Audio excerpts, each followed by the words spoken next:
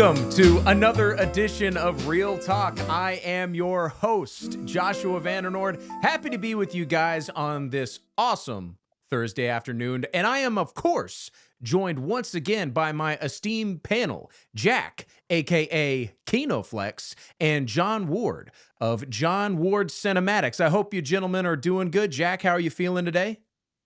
I'm feeling great. I'm looking forward to making history, discussing history.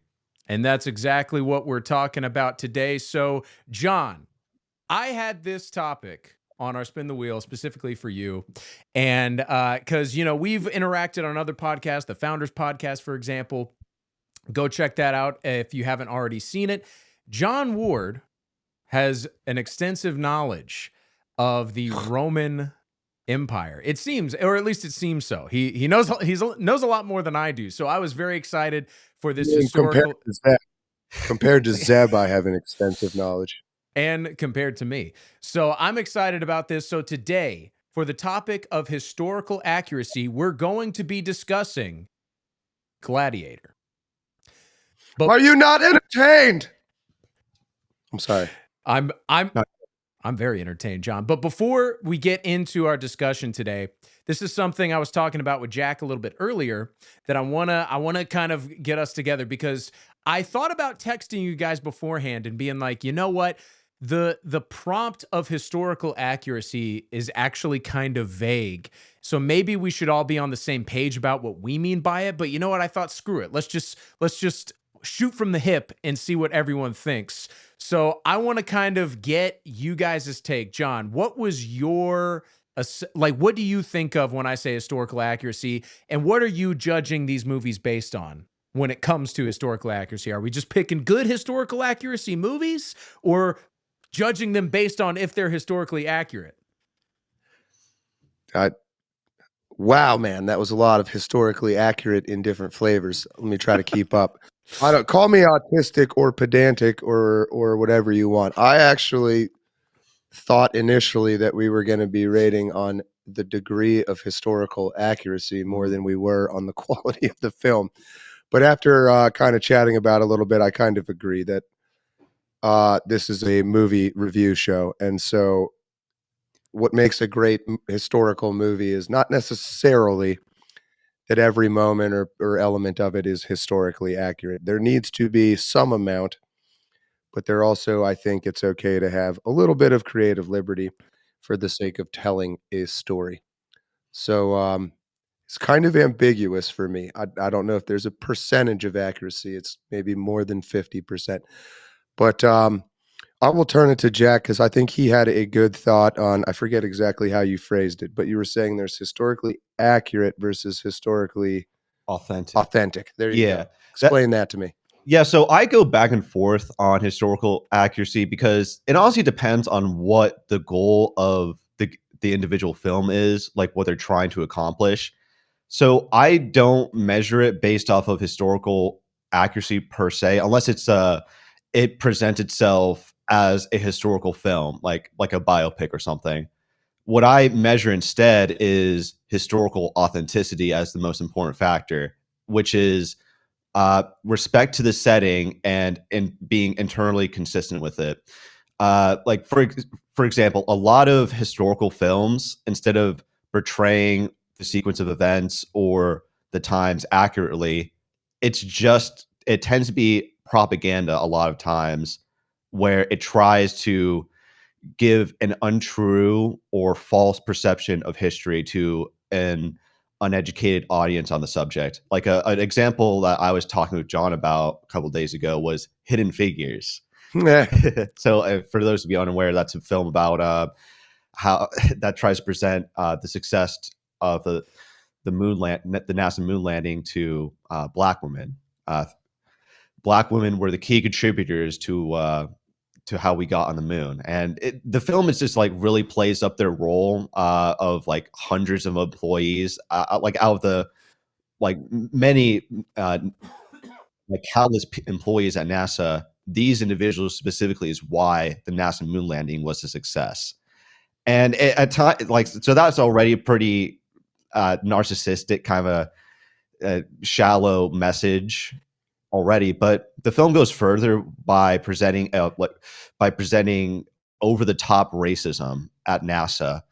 There's like one scene where one of the characters is using the bathroom, and like you have this caricature of a racist come in and say, "Black woman, what are you doing here? This is a bathroom for ladies, not zoo animals," or some shit like that. And it's totally ridiculous because that character, like that's being depicted, that's named in the film, didn't exist. He's completely fiction. And on top of that, there was no segregated segregated bathroom policy in NASA. So this is just Hollywood trying to uh, make an issue out of nothing. It's trying to worsen race relations, or in other cases, just misinform people. And that's what I mean by historical authenticity.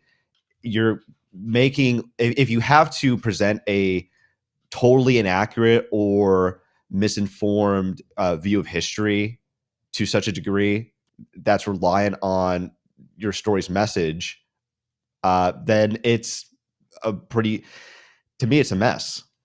Yeah, Jack, I kind of agree to a certain point, which is funny because when I was thinking about texting you guys, I kind of had the feeling that that would be the metric that you guys were rating the movies on, like how historically accurate is it?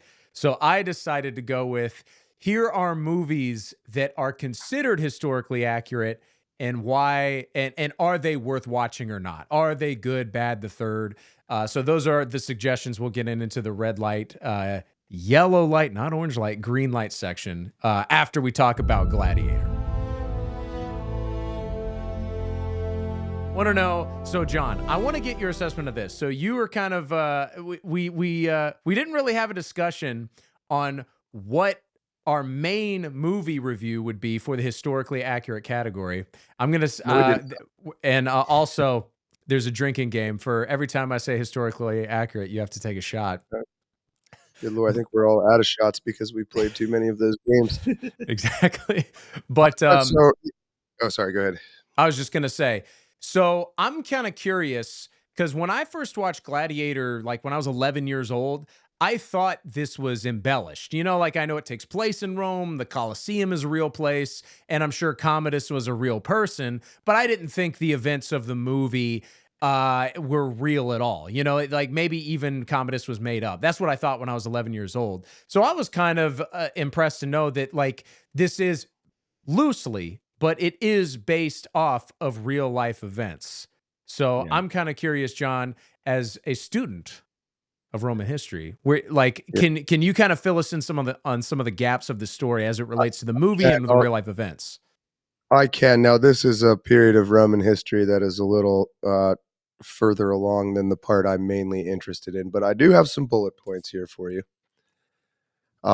Mostly accurate, partially accurate, and totally inaccurate as far as the movie Gladiator goes. So, mostly accurate. Marcus Aurelius was a real person. He ruled 161 to 180 AD. He was a real emperor, famous for Stoicism. There's a book he wrote called Meditations. Commodus was a real emperor. He really was the son of Marcus Aurelius, and he was the first emperor to succeed his biological father in almost a century. He really did fight as a gladiator in the arena hundreds of times, apparently, according to ancient sources. Commodus's actual death, he was strangled to death in a conspiracy in 192 in his bath, so he did not actually get killed in the arena. He did identify himself with Hercules. He wore lion skins and carried a club like he does in the movie. Yes, gladiatorial games were extremely popular. Yes, emperors did sponsor and appear in them. Yes, the Roman army really did fight Germanic tribes around that time, kind of like the opening of the movie. Yes, the senators really did hate Commodus. And yes, the thumbs up, thumbs down gesture was real, although I believe it was the opposite. Like that was mercy, and thumbs up was kill him. Partially accurate. Gladiator armors and weapons. The movie mixes equipment from different centuries. That's not really, I don't like study Roman equipment. I wouldn't have caught that, but I did a little research this time. The spiked gauntlet and spinning blades, totally Hollywood. The Colosseum scenes are great, not entirely accurate. The underground and elevators and stuff did exist, but tigers leaping through trapdoors is a little bit exaggerated. Strength and honor. My name is Maximus Decimus Meridius is totally fake. Romans did release prisoners or slaves into the arena to reenact famous battles, but the specific battle used in the movie was not actually reenacted. Totally inaccurate parts of the movie, which is kind of relevant. Marcus Aurelius wanting to restore the Republic. Totally fake. Yes. Marcus Aurelius was a committed monarchist and had been grooming Commodus to be his successor on purpose. Commodus killing his father. Totally false. Marcus Aurelius died of natural causes. Maximus Which I know they Decimus, say in the movie. You know, they pretty much state as much. The emperor died of natural causes. Russell Crowe's character is entirely fictional. Entirely. Maximus did not exist. Commodus' sister, I believe, plotting to overthrow Commodus. She did lead a real assassination attempt, but it quickly failed, and she was exiled and later executed. Oh, and the other key part, the Roman crowd turning against Commodus and cheering for the Republic, which again we already know didn't happen, but the senators did hate Commodus. The people loved Commodus. Really? Yes. It was not terribly dissimilar than what happened with Julius Caesar and the senators that killed him.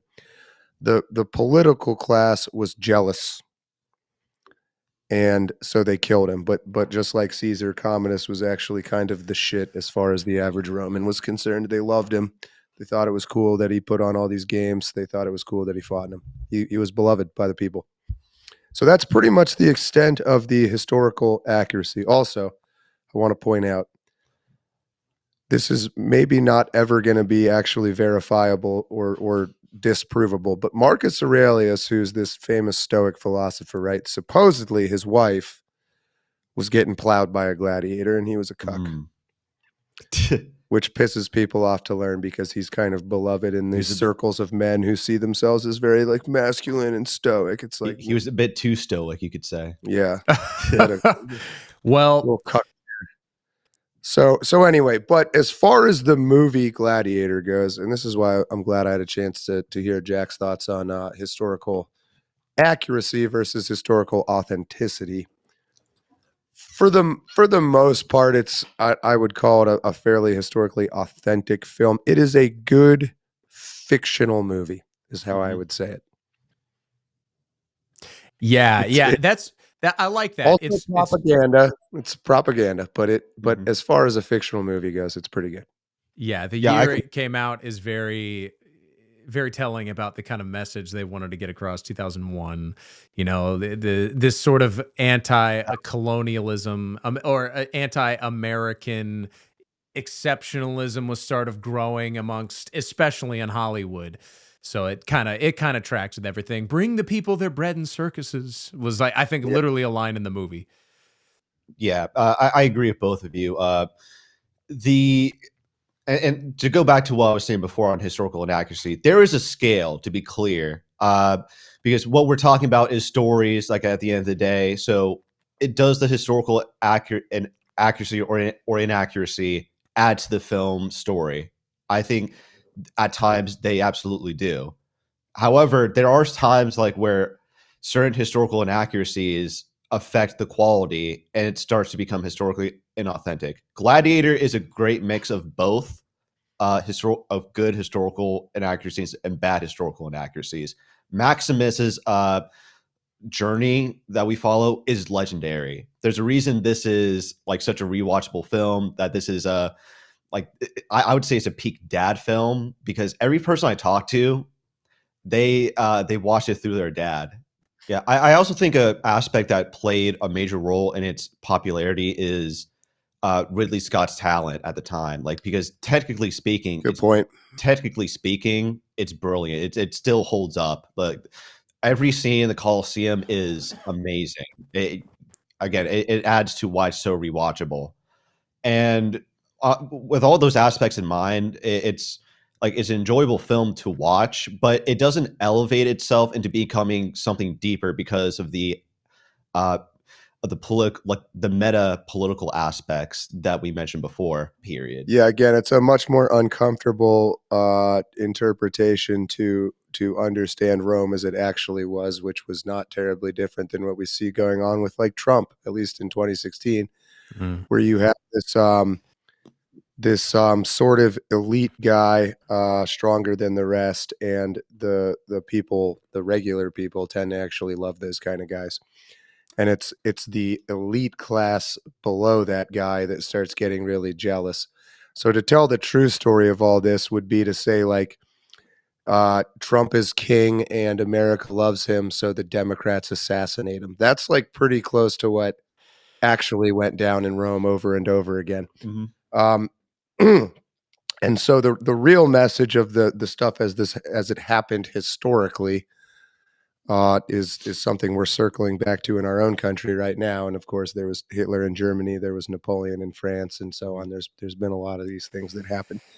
But like, I mean, Napoleon and Hitler are good examples. Actually, also they were beloved by their lower class of their people, the regular people. Yeah, they fall under the great man theory, which doesn't apply to morality. To be clear, like you can be like it. Well, I just mean the peak of the yeah. propaganda in Gladiator is to. This is where, in my opinion, it does get a little sinister and a little gross. Is to take like 95% of the structure that's this cool story, but then they literally like flip the good guy from a king to like a regular guy, who of course they had to invent. That's the one character they had to invent because that's not what fucking happened.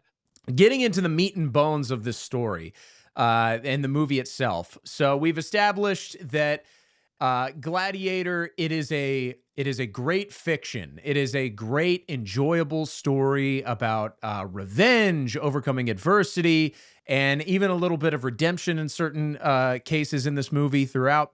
But the light hints of historical accuracy are kind of the cherry on top. They're kind of like icing and decorations to add to the cake. But with all that in mind, what do we actually think about the story? Because like I hinted at earlier, I do think this movie is a little underrated.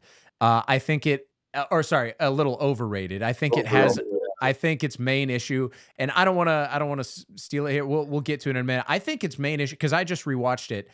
My main issue with it is the pacing, but I wanted to get you guys' take. Like, let's start from the beginning. The Germanic Wars. What do you guys? The opening battle, being a giant expensive set piece, has sort of become a model at this point. A lot of movies, you'd Saving Private Ryan. I mean, there's a million of them. It's the hook. I honestly feel like visually the opening battle is pretty cool. Mm-hmm. At least at the time it was kind of epic and fiery and, interesting. His little, I mean, they did have war dogs and shit, but that was obviously like propaganda type. Get that puppy in there. I don't know. I don't want to go through the whole thing point by point by myself, but like, yeah, I liked the opening. Pacing, Josh, gets tougher the more times you watch a movie when you like already know what's happening. So it might partially be that. I don't know that I'll ever watch Gladiator again. I think I've seen it enough times, maybe 4 or 5 times. It's certainly not the greatest movie ever made or anything like that, but first watch, again, you have this epic battle, then you introduce the political intrigue with Commodus and his sister, and again, treating this as purely fiction, the idea of the father whose biological son is all fucked up, and so he sort of has this adopted son. It's like a remix of a lot of really common ideas, but I would say done fairly well. And then Joaquin Phoenix, I think, does a fantastic job as being this, sniveling, unlikable, backstabbing, power hungry Commodus or whatever. So, even sitting here thinking about it right now, Russell Crowe certainly is a almost one dimensional. He's a flat character. Yeah, absolutely. Yeah, I think Josh, like your sense of that it's overrated comes from a desire to look at it as something greater than what it is, which is an action movie, and that's why I would give it like a 7 out of 10 as it is, because that's what it is. It's just an action movie set in a Roman setting, an ancient Rome setting. Uh, like like I said, Maximus is a pretty flat character. He's pretty flawless, really. I can't. He borders on being a Gary Stu. I'm not going to say that he is a Gary Stu, but he just borders on it because he has a pretty straightforward linear arc. He starts as a general. He wins. He's beloved by everyone. Commodus gets jealous and betrays him. He goes to get revenge. He eventually fights Commodus, and then he dies. It's pretty straightforward, and I can understand why John would feel that's if you've seen it once, you might as well not see it again, because you can just watch the Gladiator scenes on YouTube, and you can still get the same level of enjoyment. And Yeah, I was also gonna say this rewatching the movie. This movie is a victim. I find this often where it's a victim of its time, or rather, the time it exists in now. Because rewatching it, there's a couple scenes that are very, it kind of Marvel esque, like they're a little cheesy, a little bit over the top. But you know, this movie came out what 7 years before the first Iron Man, so it needs to get its credit for it. The scene I'm thinking about specifically is when he's about to be executed by the Praetorian Guard, and he kills like all of them, which is fine. You know, it's a movie, whatever. But then the one guy's sword sticks in the sheath, and he goes, "The frost, it makes the blade stick sometimes." Like he's like gloating as the guy just like struck, like, and it's a little goofy. Yeah, like that yeah. guy immediately like just grabbed a different guy's sword. Yeah, like he's gonna, okay, well this time he's not gonna, it's like almost like his hand is stuck to the sword now. He's like, oh, like just waiting to get killed. So, I mean, he's like, well, it sucks, so I guess I gotta just stand here and let you cut off my neck in slow motion. It's like a Home Alone gag almost. Yeah, you're right. Yeah.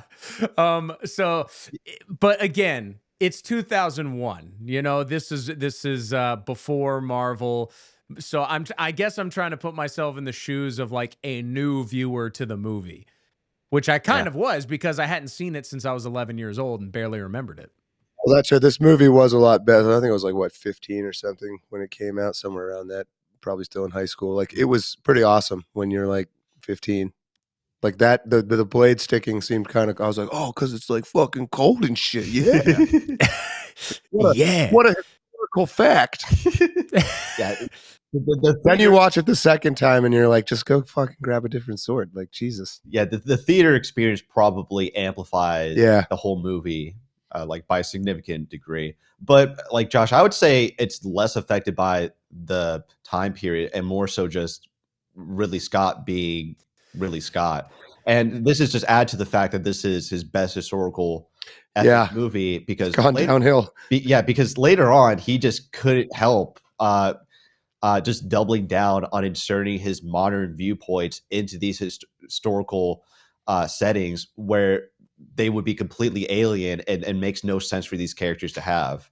There's a certain film you probably heard about called Napoleon, but in an interview for it, he said like tons of historians are like calling him out for blatant historical inaccuracies.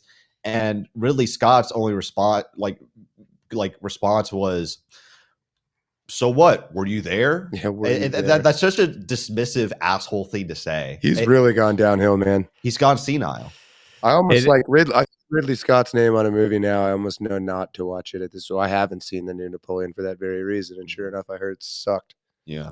It's one of those things where it's like you see some of his earlier works that are just awesome, like Alien, and it's What Happened to You, dude. And it's so you know, you mentioned Napoleon. Alien was that was H.R. Giger coming off of Jodorowsky's Dune that got a lot of like work got done on the things that made Alien awesome, like before Ridley Scott was ever involved. Yeah. And the movie, I that stuff, bet that. yeah, it was intended for. Long story short, this guy Alejandro Jodorowsky was trying to make the first Dune movie, and they didn't let him because he was totally nuts. But he did put together all of this artwork and story that ended up getting used in not just that, but like Star Wars, heavily borrowed. There's the H.R. Giger is a famous artist who got his mainstream break on Alien. He created the monster. Yeah. He was a famous artist before that, and his whole thing was unifying bio and mechanical, like in like a horror way. The very thing that Alien is, with all like the living ship and all this crazy shit. So that none of that had anything to do with Ridley Scott. Yeah, it's why Prometheus and Alien Right. like, And it's so actually- yeah, it's all case Alien in movies point, shit. all future Alien movies involving Ridley Scott just fucking suck. Yeah. No offense if you like them. They're bad though. They are bad objectively. Yeah, they're guilty pleasure watches. It's like a basketball team where, you know, the coach is getting all this credit for being the greatest coach, and then a star player leaves and then they suck for 10 years. Yeah, it's like, oh, maybe that was more the player than the coach. Yeah, that's a good analogy. Right. At a certain point when you get really into movies, like, or you do like the research, Mhm. you realize that a lot of successes behind movies aren't necessarily the director, but the teams they're a part of. Yeah, and I've even heard stories where like Ridley Scott shit would be a lot worse if somebody hadn't stopped so much Ridley Scott from being in it. They're like, all right, bro. George Lucas is another great example. I was gonna say this sounds a lot like George Lucas, and you guys brought up Napoleon earlier, and I remember going to see that movie with a bunch of friends, and when we were in the lobby of the movie theater, I said, "All right, guys, who's gonna take this bet? $20 says that there's going to be a sex scene, a totally passionless sex scene where, you know, he's getting his rocks off and the girl isn't having a good time at all. This is kind of like the trope of, all right, here's this epic figure from history and we got to knock him down a peg." And sure enough, no one would take the bet because we knew, they were like, dude, that's totally, that is going to happen. Yeah, I'm not exaggerating when I say that movie is probably, you could put a bingo card and every single negative trope of historically inaccurate movie, like you'd eventually get bingo like after 5 turns or whatever. All right, so I think we've kind of wrapped up on Gladiator. I mean, me personally, I'll just say real quick, I thought it was a good movie, fun time, good watch. Jack, what did you think before we move on into the recommendation portion of the show? Yeah, I agree that was a good movie, but you have to view it as an action movie. I enjoy it the same way I enjoy Taken and Die Hard, and it could have been more, but Ridley Scott, his own pretentiousness got in his way, and he made it less. He made something. It could have been great, but as it is, it's just good. Make Ridley Scott great again. I like it. How about you, John? I would mostly concur with both of you guys. I would call it at this point in my life sort of a throwaway movie. If you have not seen it before, you're fairly young. You probably will still enjoy it. If you're very knowledgeable about Roman history and things like that, it'll probably get under your skin a little bit, but not bad. I like it, guys. All right. So let's go ahead and move on into the recommendation, the red light, green light portion of the show. So let me think about this. Last week, it was John, Jack. Okay, so this week it's going to be Jack, you're going to spin the wheel for me, and then John, and then yourself. So go ahead and spin the wheel, or hit the red light, my friend. This is Josh that we're spinning on. Yes. Then I'll be the odd man out. Ooh, beep. Oh, Orange, Fuck! your favorite. Damn it. I was telling Jack before the show, I hope I don't get orange because I don't have anything for it. Damn it. All right. I'll have to. I mean, I do, but it's going to suck. I was totally on the fly. Maybe we can do like a trade or something. All right, this is for me. Yeah, red This or is for green? John.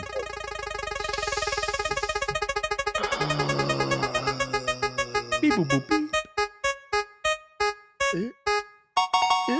Hey, you got the word. Red. All right. Hey, let's go. And now, Jack, spin it for yourself. the best. I sure hope it's green. I'm pretty happy with this. I know Josh isn't, but Have you done a green yet? Jack, have you done green yet? I don't think he I don't. has. I don't So think we I go. have. Do we go red, then yellow, then green? Is that how we do it? Red, yellow, green. So, John, Was I red, wasn't I? Oh man, what is your red recommendation or not recommendation? I have the movie Troy, which is funny because it's, I think, directed by the same guy that directed my green one. But anyway, Troy, the story of Troy. You know, the Trojan horse, all that shit. Brian Cox, Brad Pitt, Eric Bana. Whatever happened to Eric Bana? Is he still around? It's just goofy, man. I don't know. It was such an opportunity to make something cool, I think.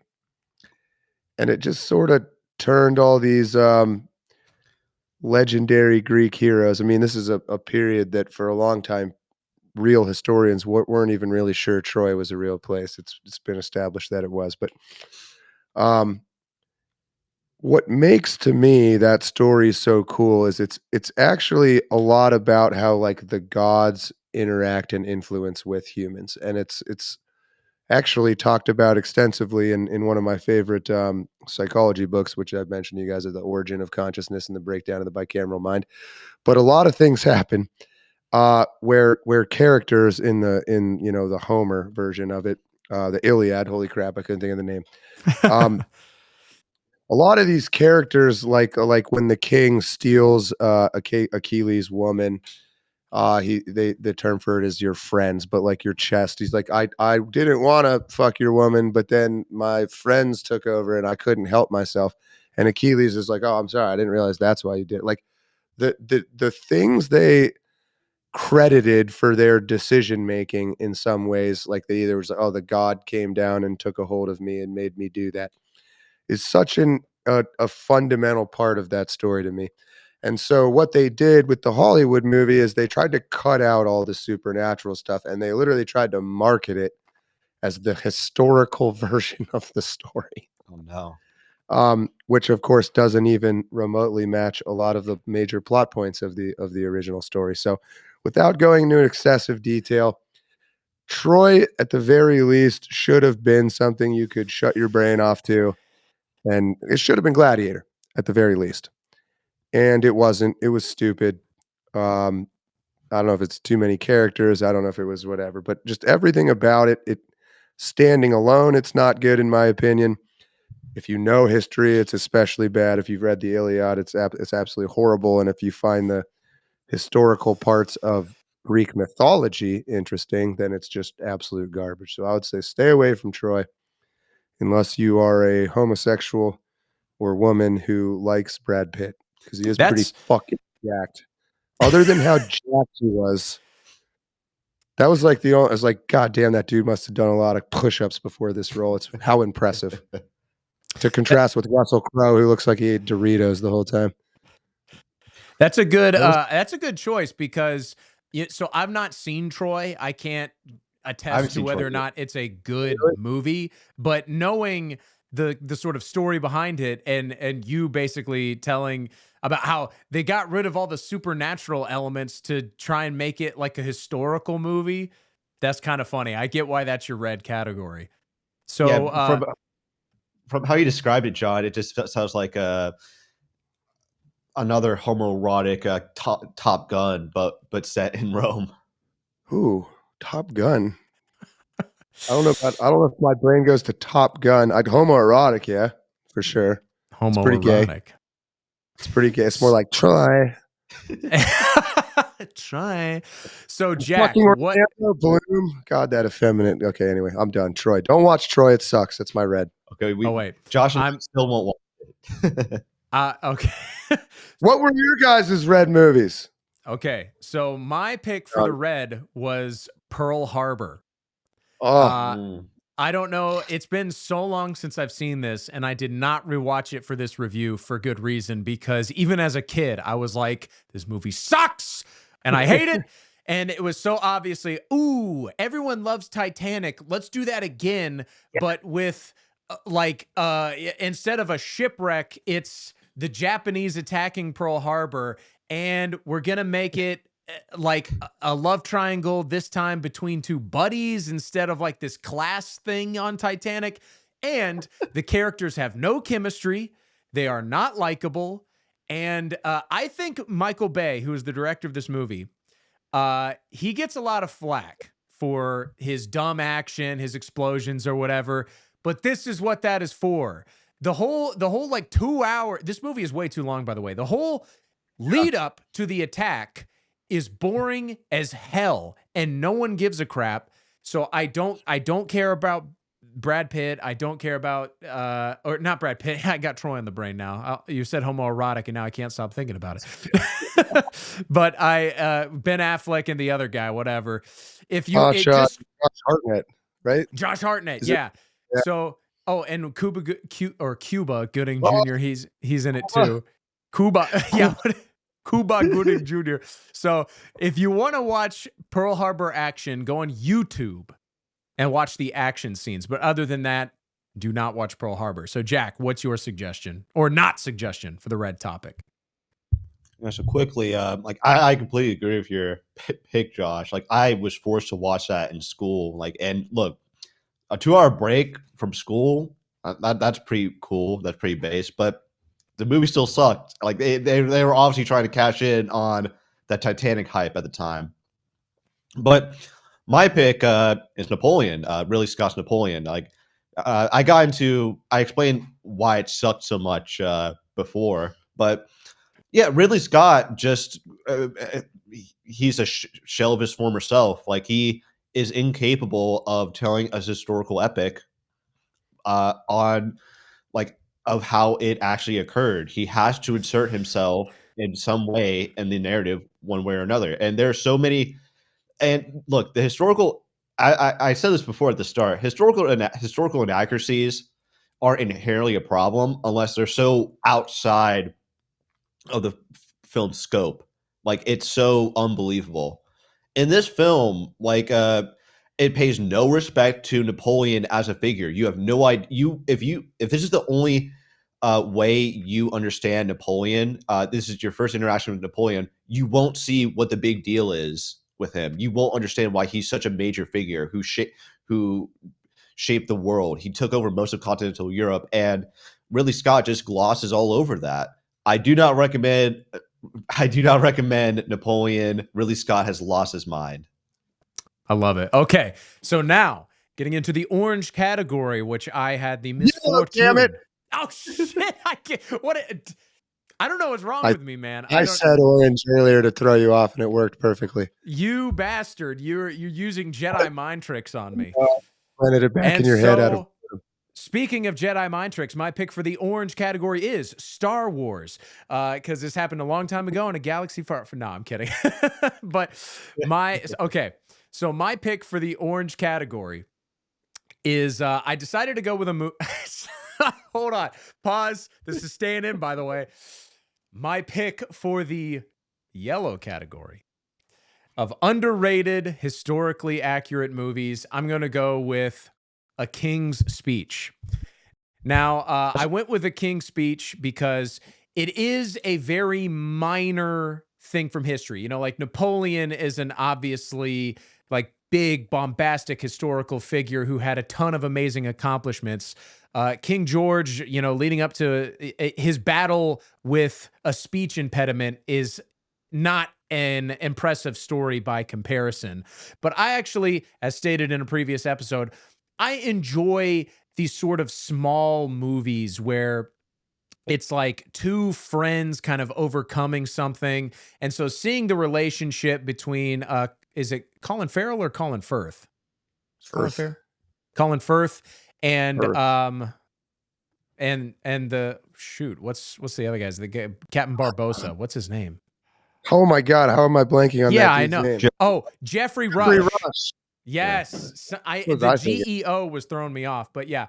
So it's Colin Firth and Jeffrey Rush. Jeffrey Rush plays a speech pathologist, or he helps people with speech impediments, typically children.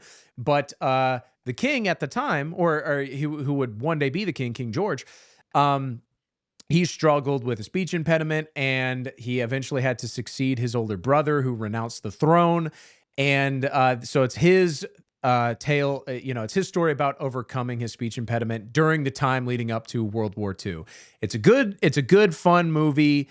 It's nice, it's pleasant, and it's heartwarming. It's a nice, heartwarming story.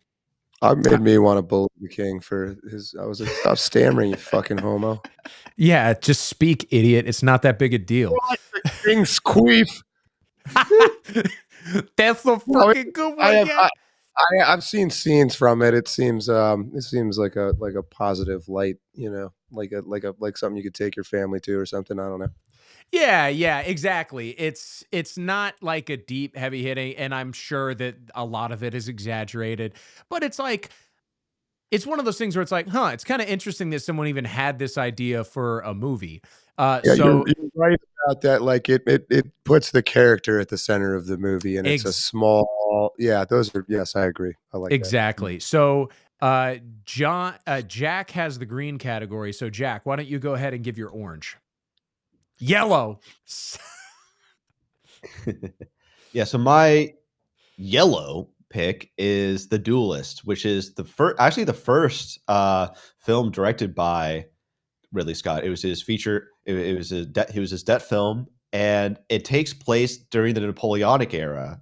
Ironically enough, since my red pick was Napoleon, and it follows two officers in Napoleon's army who hate each other's guts, and they find themselves constantly dueling each other throughout Napoleon's many wars. And it stars Harvey Keitel, Harvey Keitel, dog. Harvey Keitel, sorry, Mr. who played Mr. White in Reservoir Dogs. How's that king's speech going right now? He was relatable. Keitel. You got to know Keitel. Well, I Harvey guess Keitel. He's old now. Yeah. Harvey Keitel. He played Mr. White in Reservoir Dogs. And Keith Carradine. Is that, did I pronounce his last name right? Yeah, I think so. All right. Yeah. So they hate each other and they're just constantly dueling each other. And it's a great film because you understand, like Ridley Scott understood to give respect to the time period. You understand, like Keith Carradine is the guy who just happens to find himself in that time period, whereas Harvey Keitel, he's the Napoleon loyalist. He's like ride or die for Napoleon, and it shows the contrast between the two during this specific time period. And I think it's great, and it's obviously Ridley Scott when he actually had a brain that was making great movies. Good stuff, man. I do really like The Duelist. The sword fights in it are awesome. They're pretty realistic, but also that was based on these two French officers in Napoleon's army who made an agreement that I believe anytime they were within like 50 miles of each other, they had to duel. Yeah, they were like, it's a cool story. I would read about it. See, I've never seen this movie, so I got to check it out. It sounds pretty cool. But John, Duelist, like Duel, Duelist. Yeah, it's right. pretty good. My yellow movie was Das Boot. 1981. You guys heard of this? I have heard of it, but I've never seen it. And I don't know what it's about. Das Boot is German for the boat. Okay, so it's not about a boot. Yeah, the boat is a submarine, a U-boat, a German U-boat. So it's about the early days of submarines in Germany. It's a very intense movie, but it's I believe, if I remember correctly, like every single piece of the submarine and the way they used it was like exactly right. Like to the point of like way more historically accurate than it even ever needed to be. But it was so good that it kind of kicked off that whole submarine genre. So there's a shitty American movie with Matthew McConaughey, I think, and maybe I forget who the other. Maybe it might be Harvey Keitel, called U-571. Heard of that? I haven't heard of that either. Where they capture a German U-boat. It's not historically accurate, but anyway, Das Boot inspired a shit ton of submarine movies, and it's also supposedly, I'm not a submarine expert, like the most historically accurate, down to like where the bolts were on shit that nobody would ever look at, was perfect, supposedly. So Das Boot, 1981. I love a good Okay. submarine flick. I'll have to check that one out too. I've heard about it, not seen it.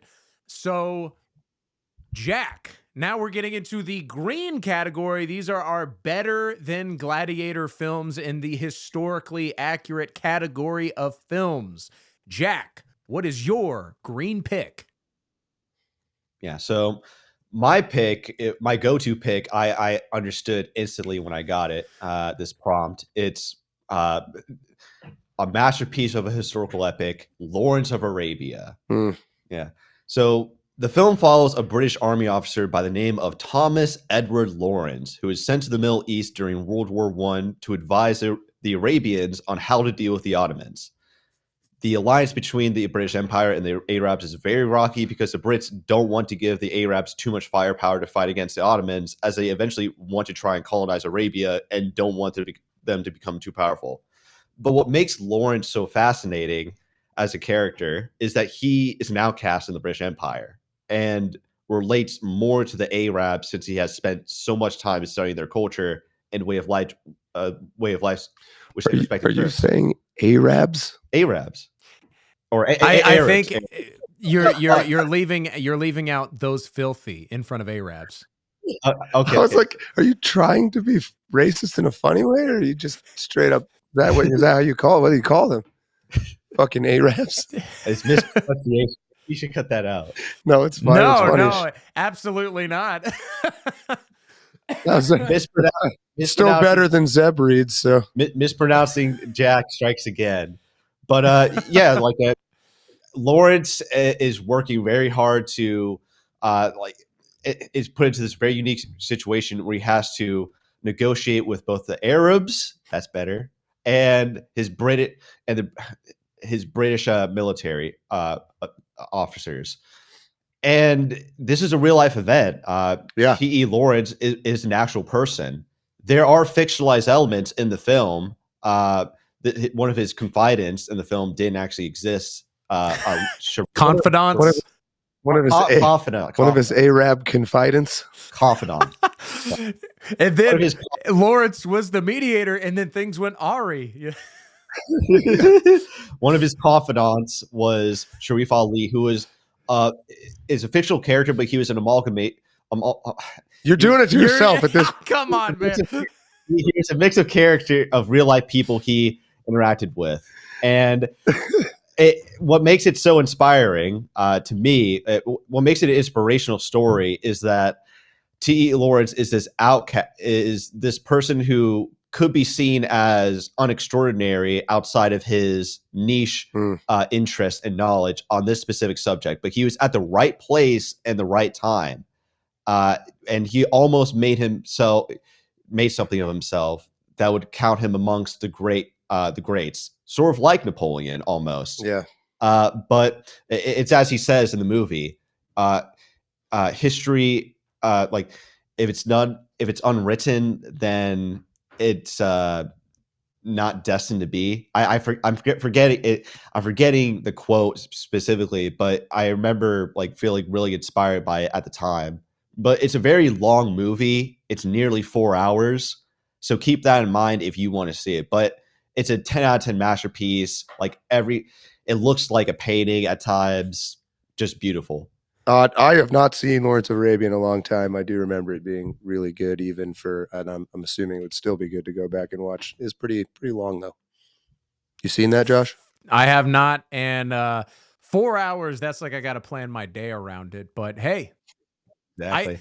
I'm enjoying this one because like most of the recommendations we've done are movies I've already seen. So this one I'm actually getting a lot that I haven't seen. I'm excited to watch The Duelist, Das Boot, Lawrence of Arabia. But John, I want to know what your pick for the green category was. I kind of broke with my own initial understanding of historical accuracy, but my green one was Apocalypto, even though it's not entirely faithful to history. I liked Apocalypto because it kind of took white people out of the equation, and I think made a really good point. It was like it was at a time where, and I mean, this is worse now than ever, where every villain is an educated white dude, as if that's a bad thing. But it's just cartoonish. Or every TV show is some fat obese. What's the one? Not Kevin Smith. Kevin. He's Kevin fat. Aiken. Yeah, Kevin No. Smith. Yeah, Kevin Smith. No. He's like a dad in a sitcom. He's in a bunch of shitty. Kevin James. Yes, that guy, Kevin Kevin Oh, James. That's become this Wait. cartoonish. Anyway, so what I thought was interesting, and Mel Gibson is absolutely insane in some of the coolest ways possible, but he just had the good and the bad guys. He just like took a movie and put it in a culture none of us are familiar with. So to illustrate the points of how corruption occurs, how urbanization leads to corruption, leads to overconsumption, leads to these weird class systems. When the slaves are first dragged into the Mayan city, you have the upper class women that have this garish face paint and stuff. He's making a comment on modern American women and makeup and the things they do to their hair. And like when you just take all the same concepts and put it in this ancient Mesoamerican culture, they're all so hideous and ugly and weird and gross. And I guess maybe I personally identify with the kind of dude that wants to run away from that back into the jungle and just kind of live that way. So I really liked Apocalypto. I also really love the quote at the very beginning of it by Will Durant, which is, "A great civilization is not conquered from without until it has destroyed itself from within." And so he also makes that point that this culture was sick with a societal disease, with the same ones we have now. And people forget that when the conquistadors arrived, there was not very many of them, and everybody native helped them overthrow these urban tyrants. So even the locals hated all of those people. It was just I just liked how Apocalypto let you look at a big picture story like that, where you didn't even need to attempt to identify with any of the characters. Mm-hmm. And to me, it was like holding up a mirror to modern America in a clever way. So I liked it, Apocalypto. Yeah, I agree with you, John. It felt, in terms of historical authenticity, that's what I mean by it. Like, there's Right. agenda free. It's just trying to tell an honest story. Yeah, just a urban, populated, corrupt power struggle type people tend to go sour and get diseased, and then you have the innocent victims of that, and then yeah, I don't know, just felt like kind of a timeless story. I like it. It's been a minute since I've seen Apocalypto. I'll have to rewatch it now. But last and probably least, nah, I'm kidding. I swear by my suggestion for the green category. This is like the one time I was like actually hoping for a specific light. I'm going to recommend the HBO miniseries Chernobyl. And we've talked about this before. This is, it's called Real Talk, which implies movies, but we have, John looks upset, but we do basically allow for all forms of narrative media. I love the Chernobyl miniseries. That is news to me. I thought we had to do movies. We've talked about this. No, we've talked about this. I said we allow TV shows. I'll even allow video games if it's good enough. Well, what would you have recommended, John? Rome? As a miniseries? Oh no, like as like a TV show. Oh, I don't know. I would just yeah. being So stupid. for future reference, you are allowed to include shows, and I'll even allow video games that have narrative structure in some cases. But if you ask nicely. But yeah, Chernobyl, it tells the story of we all know Chernobyl reactor 4 explodes due to incompetence, due to cost cutting and whatnot, and it's the story of the cleanup.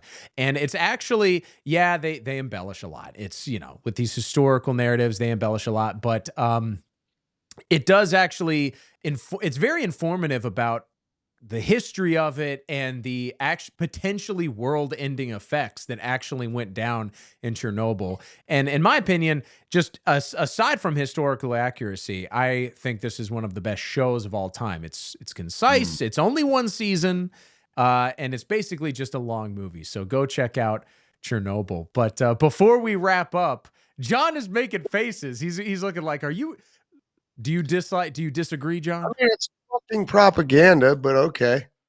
Yes, it is. It is absolutely anti-nuclear power. It is absolutely anti-Soviet Union. There is 100% a message that they are pushing on you. But aside from that, it's a good show. It is a good show. That what really got under my skin is that the superhero strong woman character that saves everybody and knows everything. And I was like, wow, I don't remember this person from history. I look at, she wasn't real. I was going to say the exact same thing happened to me. Just let the male character do that stuff, and it probably would have been fantastic. But they had to do some shenanigans. Yes, where here's like the minister of, I don't know, like health, played by Stellan Skarsgård, playing Boris Shervina, and the other actor who's phenomenal, but I forget his name. He plays like a nuclear physicist. Jared, I think it's Jared Harris is his name. Maybe? Jared Harris, I think so. That sounds right. But they play actual historical figures, and then there's this woman who just knows everything. She's a badass bitch, and she's like, "Oh, they didn't think about this." And I was like, "Did this really happen?" And then it's like, "Oh, her character was made up because there were so many people that contributed to the cleanup operation that we basically just condensed them into one character who happens to be a woman who's smarter than everybody." So yes, that is in there. But I'll tell you this. I'm willing to look past liberal messages in a show and liberal indoctrination if it's not excessive and if the show is good regardless of that. So yes, be prepared. There's a boss bitch in there, but it's not too indulgent. Yeah. That's all I'll say. It's pretty fucking indulgent, but yeah.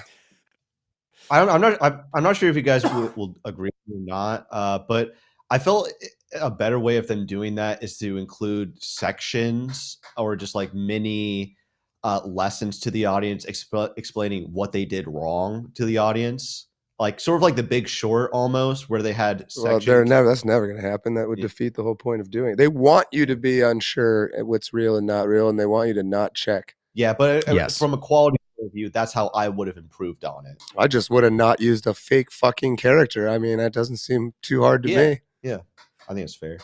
Yeah, you can. I agree. You can have the actual people. It's like imagine Commodus saying, "Oh, we're gonna have moving pictures one day," and they made one about me. Oh, they made you an incest, like homo, and totally lied about. Honestly, life. I feel like it's more like if when Maximus and Commodus are fighting in the end, and then real life Michael Jackson moonwalks in. That's that, That's Chernobyl, buddy. All right, I'm sorry. I'm done. So that's a thumbs down from John, but I'm vetoing it as the host of the show. Go watch Chernobyl. But with that being said, it's good. It is entertaining. With that being said, we got to figure out a topic for next week. So I'm going to go ahead and spin our little wheel here. Ooh, go. What are we talking about? Yes! This is me and Jack. We were talking about this before the show, how we might just have to fake it, and this is the one I was hoping. Our topic for next week is creature feature. Okay. So guys, I was talking with someone recently, and I was talking about how I love horror movies, and they were like, "Oh, like Jason, like Friday the 13th or Halloween," and I was like, "Oh, I've never seen any, not a single one of those." And they're like, "You like horror movies and you've never seen those?" And I realized I don't really like horror movies. I like movies with monsters in them. So I'm excited to talk about creature feature next week. All right, guys, that's a wrap for another edition of Real Talk. You heard it here. We're going to be talking about creature features next week. Please go check out Jack, a.k.a. Kinoflex, on his channel, and John Ward of John Ward Cinematics. Links are in the description. Also, go check out the Nav Network if you're watching on their channels, or New American Vision. It's a big project. We're working on a lot of stuff. Very excited. But the thing I'm most excited for is talking about Creature Features next week. But with that being said, we're going to wrap up. This has been another edition of Real Talk, and we will see you next week.